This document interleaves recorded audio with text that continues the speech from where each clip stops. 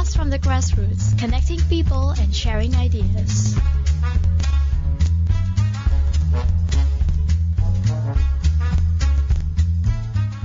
Hey, this is Arlene. Hi, this is Gowri. And of course, you are listening to Durian ASEAN, the voice of discovery and sharing. So, we are at our Blast from the Grassroots here, Gowri. Yes, that's right. And we also have a guest in our studio to discuss a very interesting topic today. Of course, another topic about religion. We cannot escape a topic on religion. We have here Suri Kempe. She's the program manager of Sisters in Islam. Hi. Hi, thanks for having me. Oh, welcome. Thanks for coming here. So today's topic is a bit interesting. It's dogs and Friday prayers. Is it so Islamic? We're about to find out. So before we start our conversation today, what was your initial thought, of the current events, especially the two events that we mentioned earlier happened in this country? One is the I Want to Touch a Dog event held by a Muslim, say Azmi, and also the new compulsory Friday prayer that was pushed by Kelantan authorities. Okay. So the whole I Want to Touch a Dog event, I mean, I read about it first in the papers. Sorry, I've got a little bit of a cough, so you'll have to excuse me. But yeah, so when I first read about it, I was like, this sounded like a really interesting event, Did you go there? No, I actually didn't, because I had my daughter. I brought my daughter to a different. She had something on, but yeah. When I first read it, I was just like, oh, this is really interesting. This sounds fun. I've heard a lot of stories of late, especially sometimes in the media we see lots of stories of dogs being tortured. Like there's this whole infamous incident of a dog being chained up. Dog being killed for being a dog at the KTM station. It was really grotesque, like that. And then there was I think Brianna, the name of that dog, that was shot with an arrow and then kind of left to just die slowly. It was awful. So the idea that someone would want to organize an event like this to kind of help people generally who fear dogs to overcome that stigma and then exhort people to treat animals kindly, I thought was a really kind of noble effort. And in fact, when I saw the article, I even forwarded it to like the parents chat group at my daughter's school, and a lot of them reacted positively to it. Like a lot of Muslim parents were just like, oh, this sounds like a really interesting event. I think even more so because the papers covered it, saying that there was going to be an ustaz who is going to help them perform sertu, teach people how to perform sertu after touching the dogs. So for me, nothing happened before the event, even though it was publicized publicly. Right. And I mean, the religious authorities gave their approval. I mean, there were letters signed off, right? And those were circulated online. So, so for the most part, that was, it sounded like a nice event. The Kelantan Friday prayer, the enforcement thing, on the other hand, is actually not that surprising, because Kelantan is not the first state to criminalize the non-performance of Friday prayer. In fact, probably every other state has a similar punishment against the non-performance of Friday prayers in the Sharia criminal offences enactments. And where the punishment for not performing Friday prayer can be fined not more than 1,000 ringgit or jailed up to 6 months. That is after 3 times of warning, or what? Usually. I mean, the details within the Sharia criminal enactments in each state vary slightly.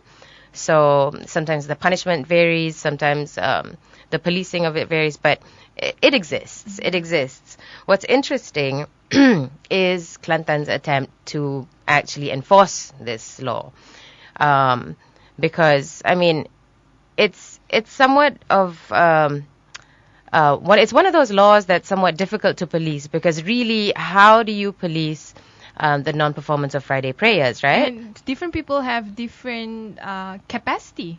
Capacity is one thing, but I mean, if you actually think about the logistics, right? When it was covered in the papers, they talked about, okay, every mosque will have an attendance sheet which they'll mark. Now, there's no such thing as like not having only to being able to only pray in one mosque. Now people switch mosques all the time depending on where they are, right? If they're at work or if they're somewhere, they go to the mosque near their office.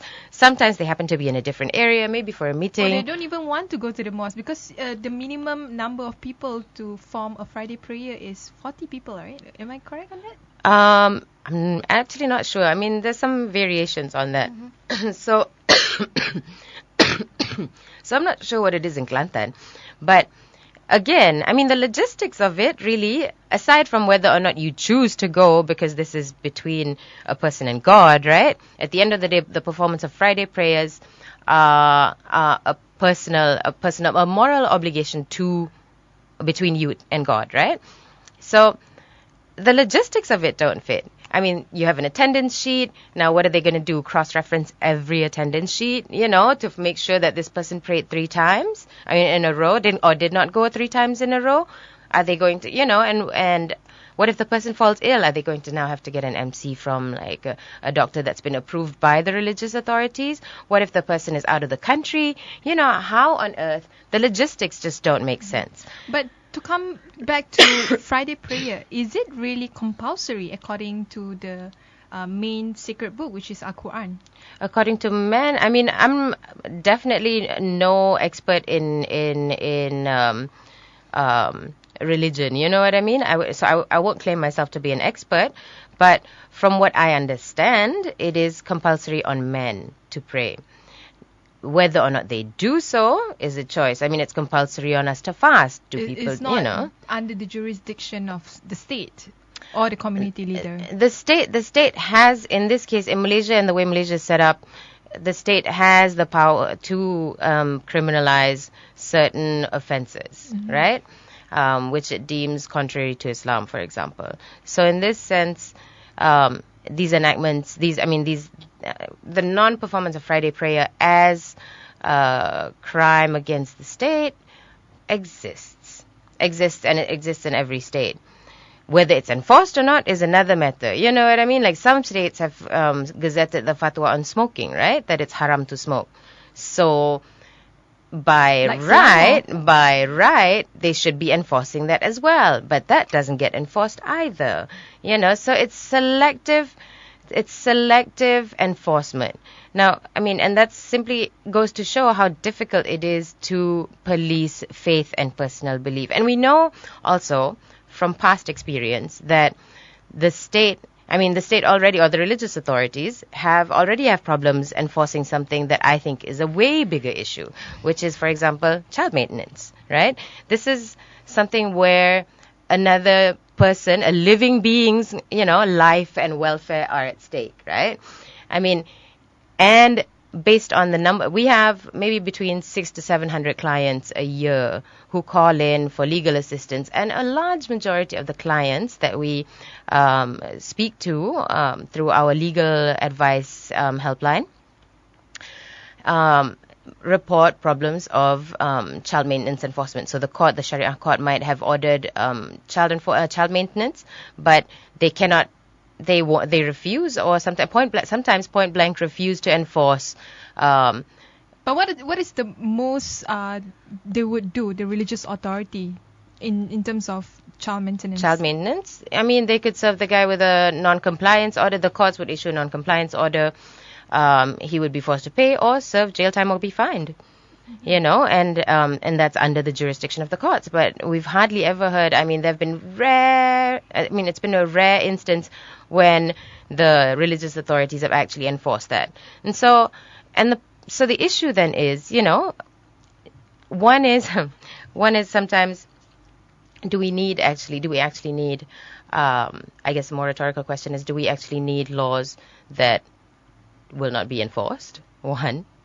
But two, also, the problem with such carelessly thought out laws will result in inconsistent enforcement and selective prosecution. And finally, the funny thing is, it's always bandied around like it's a defense of Islam, or we're doing this to defend Islam, we're doing this to do this.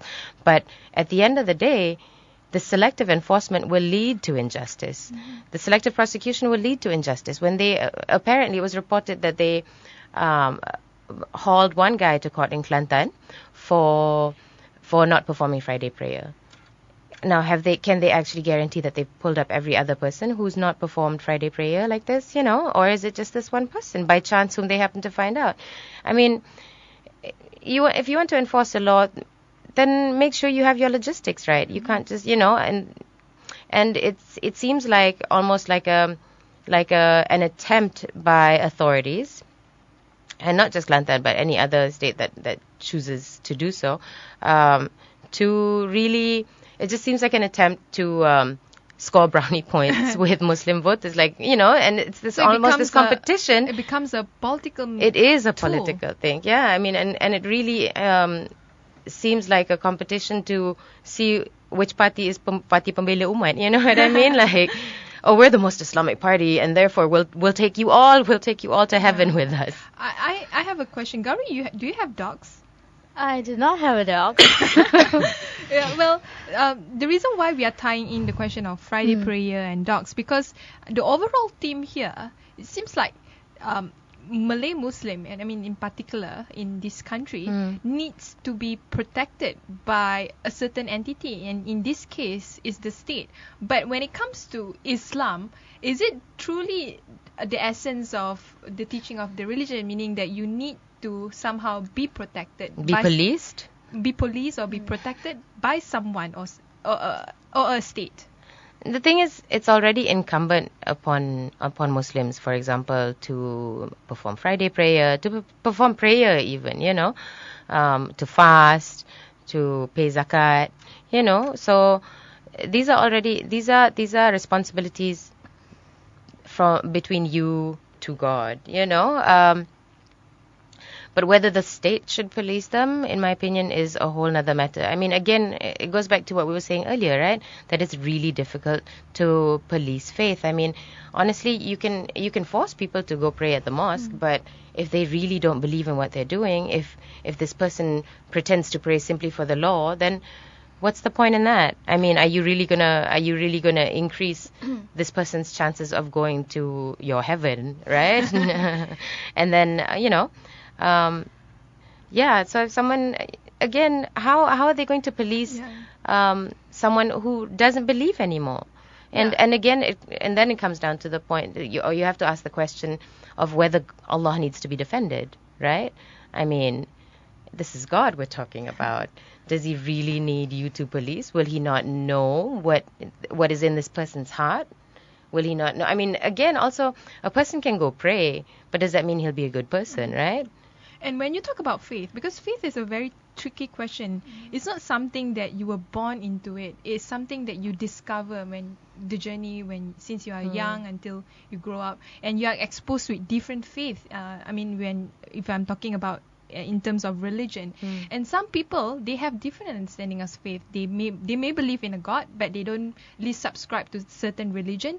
Maybe they might subscribe to a certain religion, but they are open to other beliefs, as in the way the philosophy of other religion would be.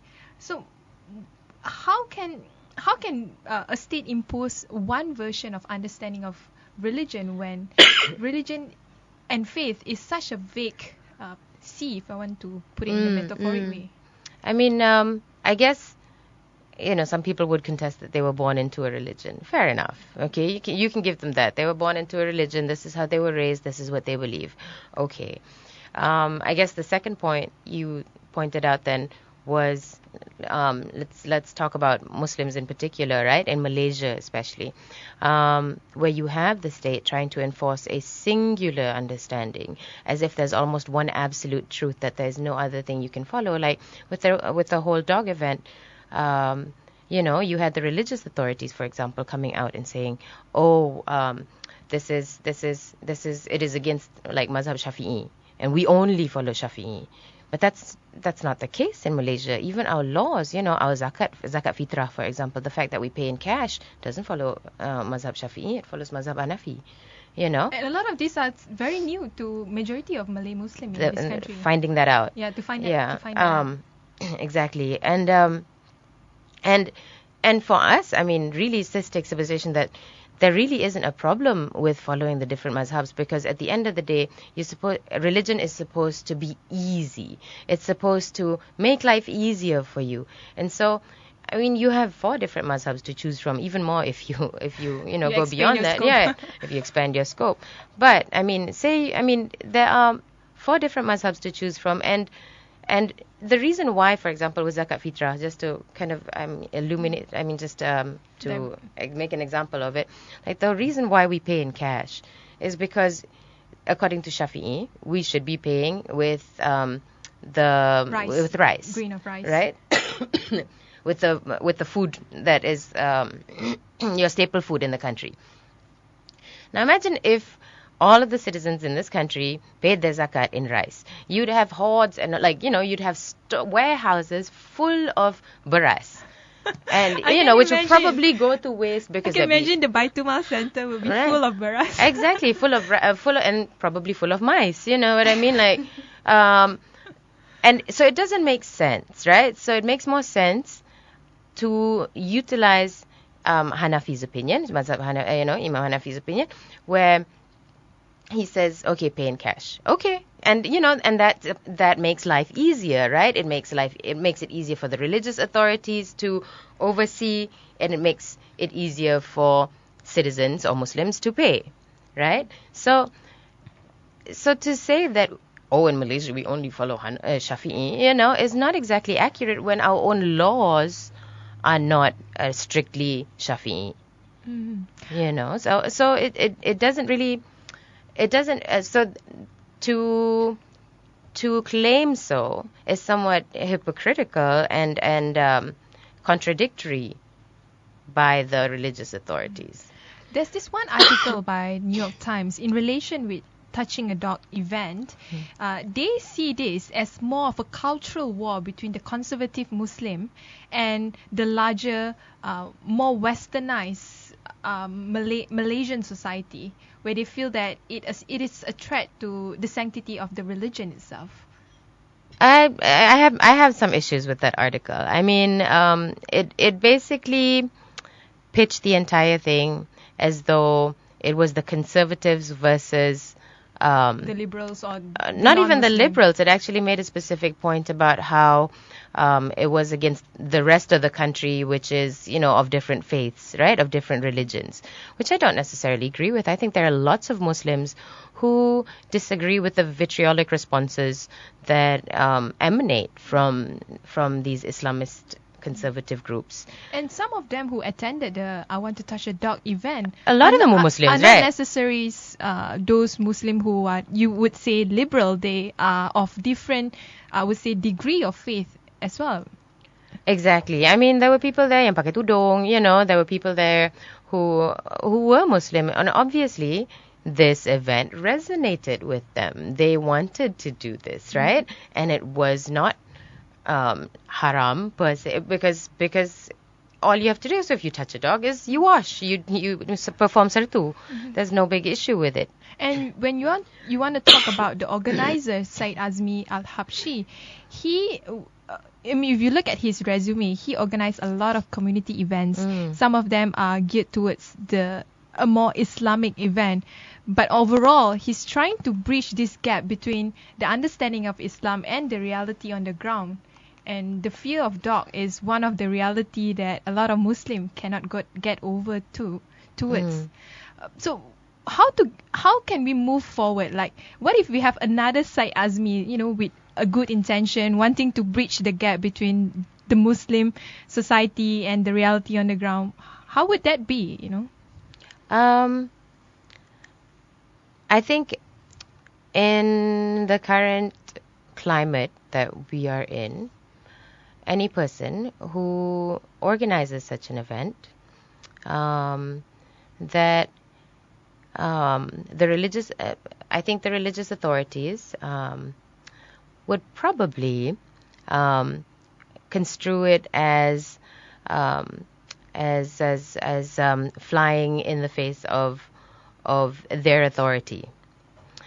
So I think they have problems with it because it seems like an open defiance against them. Because at the end of the day, what I think this is about is an issue of control. And for someone to so openly do something like this is a slap in their face, really. And so they react, you know. I mean, obviously they didn't kick up such a fuss when they found out that Muslims were going off to fight in Syria for ISIS, you know.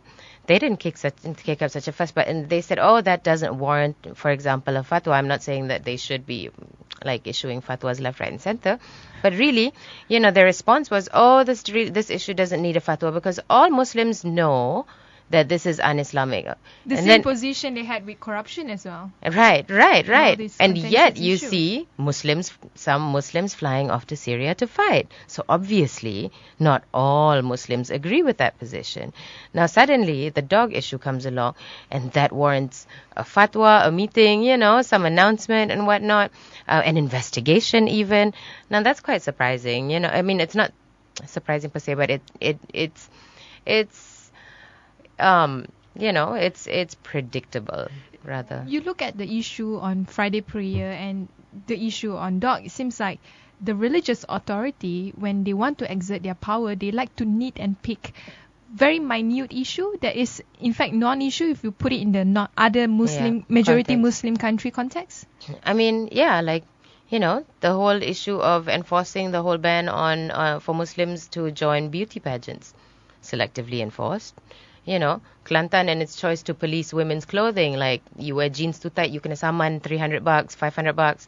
You wear a shirt that's too tight, you kena saman, you know. Or you can't go to a concert organized by a beer company. Right. I mean, so it's selectively enforced. Why not enforce child maintenance? Why not enforce, you know, why not make sure that the court functions correctly so that women don't have to wait 7 years to get divorced? Yeah, it seems like they seem to have these lapses. Or like with polygamy even, there are laws. We have great laws when it comes to polygamy, yeah? I mean, that a man who's applying for polygamy, you need to call in, you need to make sure that he shows evidence that he is able to maintain a second family, that you need testimony from the wife that he's been a good father and that he is capable of looking after another family. Do we enforce that? No. You know, we did a study, SIS did a study on the impact of polygamy on the Muslim family in Malaysia, and found that, you know, not even half the men who were registered married have applied for permission to obtain permission to enter into a polygamous marriage. Permission from the first wife? Permission from the court. Oh, okay. So they go kahwin lari across the border, then they come back and register. You know, like a certain MP that we have, right? And then there is, and you're supposed to be able, you know, the courts are supposed to enforce this, but they don't. You know, in fact, when the application comes, a lot of the sometimes the reports that we get are that the judges approve it because they say, who am I to stand between them? You know, I tak nak tanggung dosa zina. When the Quran is explicit about the fact that nobody bears the burden of another. So, I mean, our priorities are really skewed, you know, or the religious authorities' priorities are pretty skewed. I wanted to ask you, like, with all this misplaced priority, how can the religious authority be taken seriously in the future? I think that's a really good question, and I think less and less Malaysians are starting to take them seriously. And